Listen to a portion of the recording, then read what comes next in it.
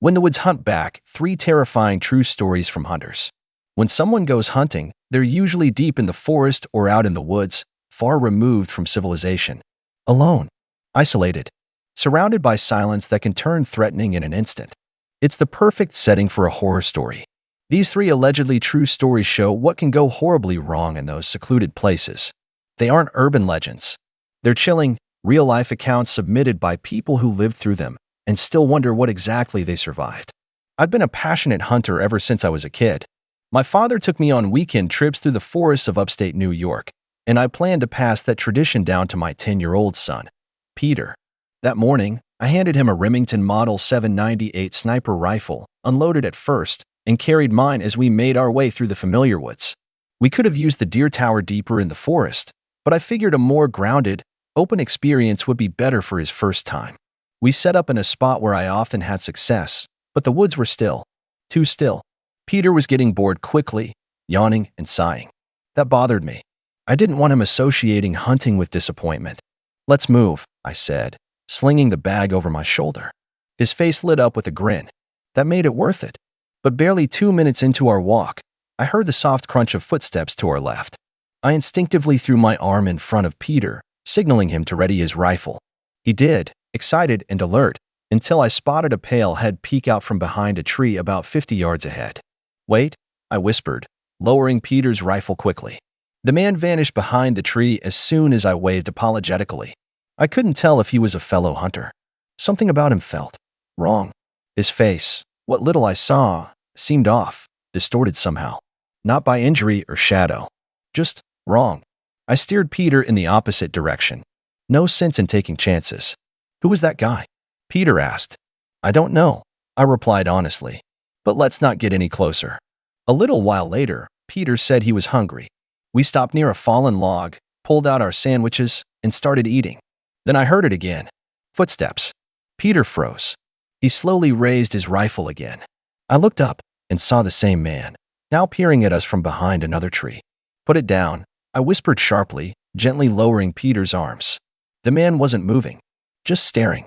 "Wait here," I told Peter.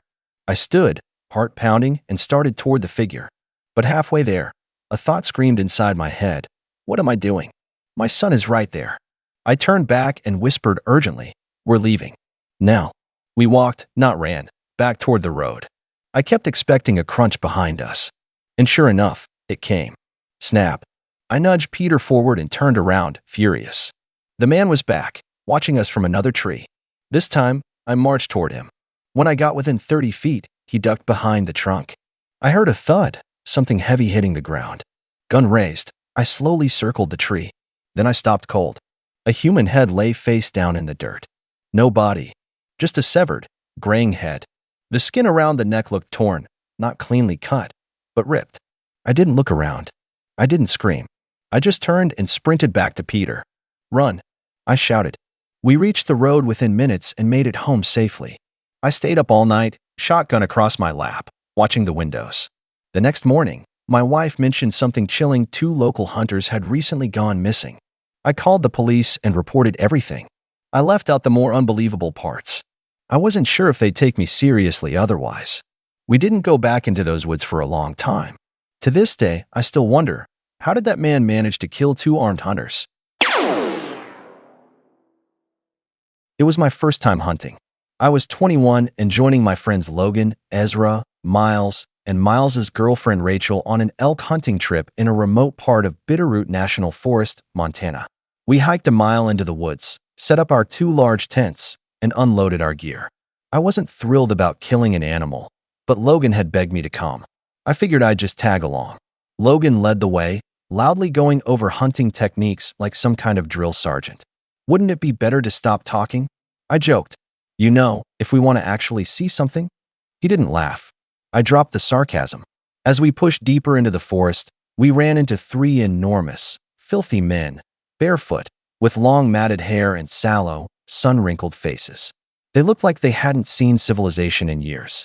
They didn't speak, just nodded. We walked faster after that. Later, Logan bagged a deer. We dragged it back to camp and cooked it over a fire. That night, I struggled to fall asleep in my sleeping bag. At some point, I heard footsteps outside our tent. I held my breath. The zipper to our tent slid down slowly. I turned my head, shut my eyes, and pretended to sleep. Pause. Then the zipper closed again. I waited 5 minutes before creeping out, figuring it was probably Miles or Rachel messing around. I tiptoed to their tent, but their zipper was wide open. Something felt off. I stepped closer. Inside, two of the filthy men were on top of Rachel, doing something to her. I screamed. Ezra and Logan burst out of our tent with their rifles. The men bolted, and they fired warning shots into the dark. That's when we saw them. People, at least a dozen, emerged from the surrounding trees and bushes, then scattered in all directions like cockroaches. They'd been watching, waiting. Miles and Rachel didn't wake up. They'd been drugged. We stayed there, rifles drawn, until they finally came to. Then we ran, blind, terrified, back through the pitch-black forest. We still don't know what those people were. A cult? A family of cannibals? A backwoods clan? We don't want to know. Nighthawk hunting has always been my thing. I built a tower in the woods near my property outside Nacogdoches, Texas, complete with a night vision scope. I'm what you'd call a hardcore hunter. One night, I spotted movement through my scope. But it wasn't a hog. It was a man, dressed head to toe in black. Hoodie, sweatpants, shoes. He was dragging a large sack behind him, something heavy. He stopped, and then he looked up, right at me. I dropped beneath the edge of the tower, heart pounding. There was no way he could have seen me in the dark, right? Then I heard it. Creak, creak. He was climbing the ladder. The whole tower shook under his weight. I gripped my rifle, barely breathing. But then nothing. I heard him drop back down and start dragging the sack away. I waited 10 minutes before I even dared to move. Then I jumped down and ran toward home, flashlight flickering in the dark. Crunch, crunch, running footsteps behind me. I turned. He was right there, eyes wild, mouth open in a scream. I spun and fired. He dropped with a shriek, clutching his shoulder. I didn't stop. Cops arrived in 15 minutes. I showed them the blood trail, the sack, everything. They found him hiding under a log. Inside the sack was the dismembered body of Marla Easton, a local hardware store owner. He was arrested for her murder. I still go hunting, but now I carry more than bullets. I carry fear.